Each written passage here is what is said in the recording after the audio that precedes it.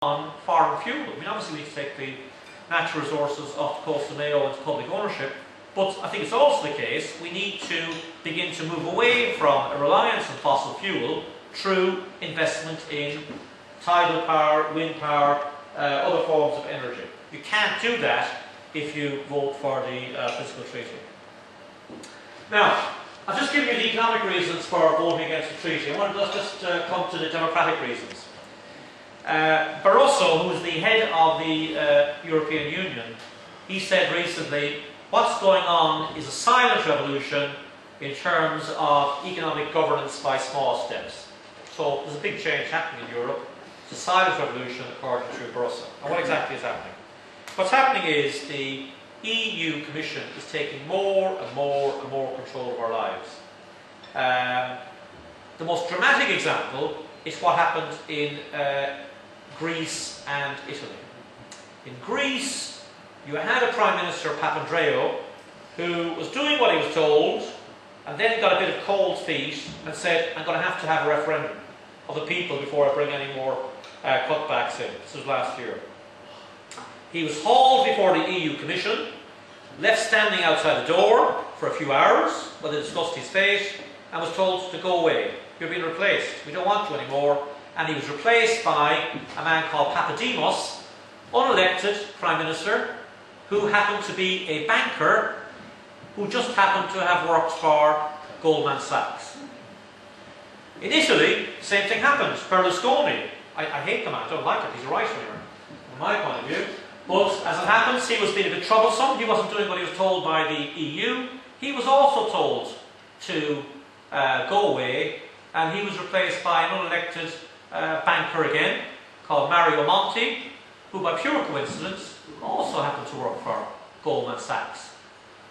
And isn't that nice? Because then they can talk to the character who now heads up the European Central Bank, a man called Mario Draghi, who also used to work for Goldman Sachs. So you get rid of troublesome people and you put in the people who are the bankers. That's what's happening across Europe. Now that, if you like, is a more dramatic example. But before writing this little booklet, I actually didn't know this is how the country works. Genuinely, I did not know this. But ever since the Lisbon Treaty, each year the EU Commission lays down guidelines on what legislation governments need to implement across Europe. Okay?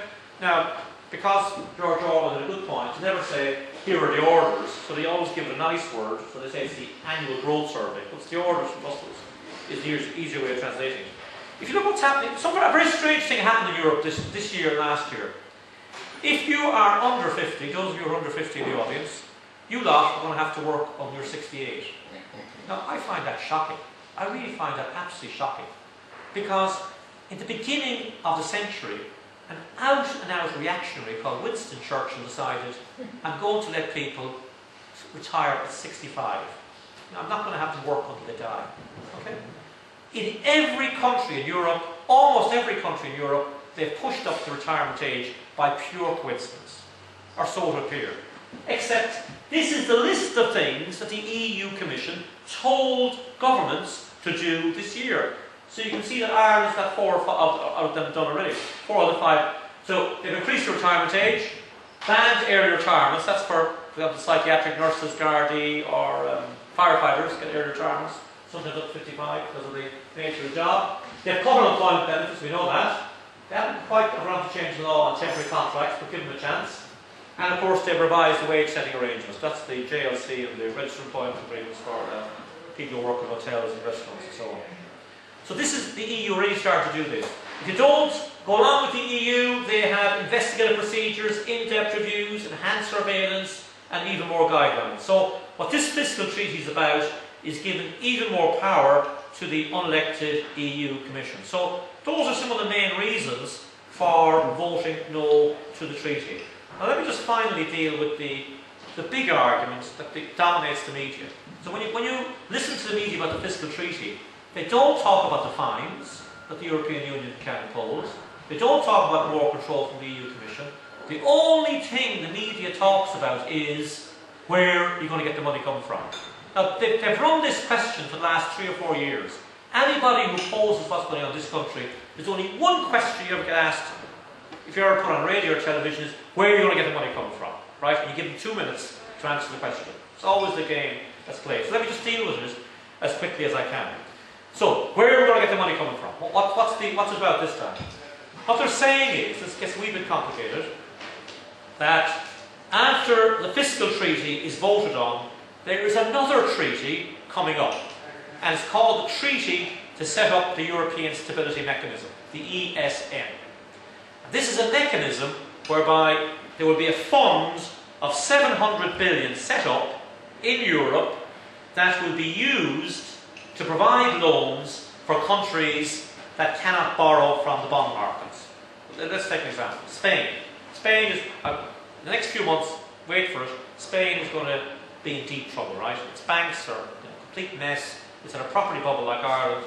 It's going to be in deep mess. So if Spain, at the moment, is paying an interest rate of 6%, it is supposed to be able to go to this fund called the European Stability Mechanism in 2 years' time to get money to keep funding the country. That's the basic idea. Now the point is, you don't get access to this fund if you have voted no to the fiscal treaty. So that's their argument. So if you vote no, you won't be able to get access to the ESM fund, so where are you going to get the money? That's what's repeated all the time. And as Enda Kenny puts it in his way, in a unique way, he says, just like buying a house, if you buy a house you have to have an insurance fund. The ESM is our insurance fund. If you don't vote for the treaty, you have no insurance fund and you're in trouble. Nice, easy example. A few problems with Enda's argument.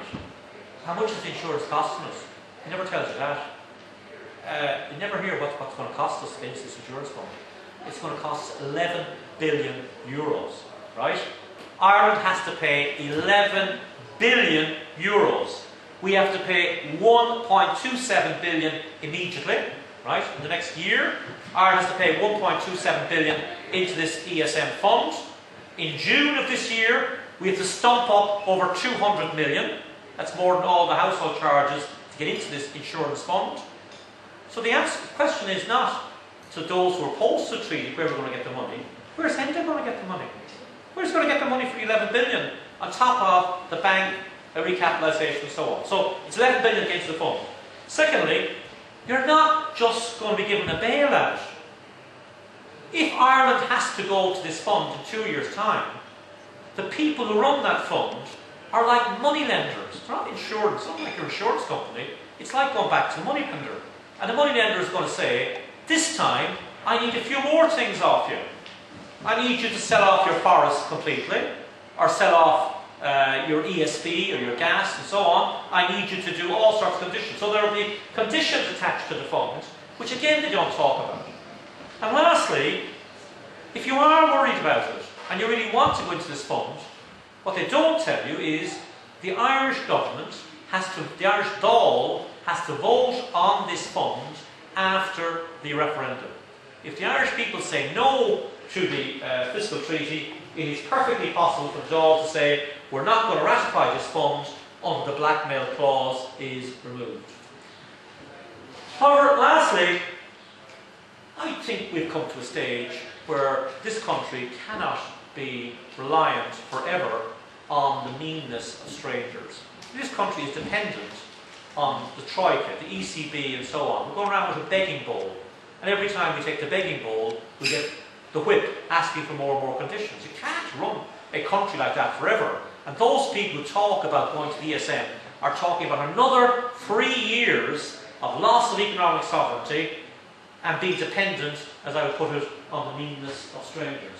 So there are other things that can be done instead. And when the answer to the question, where will the money come from? It's not complicated. Despite the way they missed it, it's not complicated. First thing, we should stop paying off this debt. We should, if you think I'm too radical, then say, listen, we're not paying off the interest on the debt. Next year we will pay off 7 billion of interest on debt that was forced down our throat to save the European banks. Tell them we're not paying it. Simple. Especially if they say we're withdrawing the funds, then we say, okay, then we're not paying the interest on this debt. Now that would mean we might have a government stood up for the people rather than others sort of carry on. Secondly, You can. This is the French Prime Minister they're going on about, the new character, Hollande. This is not radical, this is pretty straightforward stuff. Incomes over 100,000, they should be taxed. The effective tax rate over 100,000 should be at least 70%. There should be a wealth tax in this country. The Sunday Times wealth list shows that the Irish wealthy now have 45 billion, up 2 billion last year. They should be taxed on that. People like Dennis O'Brien is a tax exile. He's just, by the way, bought a company called SiteServe, which happens to be a company that'll be putting in the water meters to grab the water charges off you. This man is worth 2 billion. Could the Irish people not have maybe a few hundred million off him, just to help the economy at the moment? We should have a tax, a wealth tax on these people. And lastly, one thing I do agree with the EU Commission on is they want to have a Robin Hood tax. They want to put a 0.01%, that's tiny weeny tax, on financial speculation. We've got a lot of financial speculation goes on in Ireland. We should tax those people. If we did if we just did those 4 things, we'd fund the country, no problem, and we wouldn't be reliant on the people who are crucifying us and crucifying our economy. Okay, that's it. Thank you.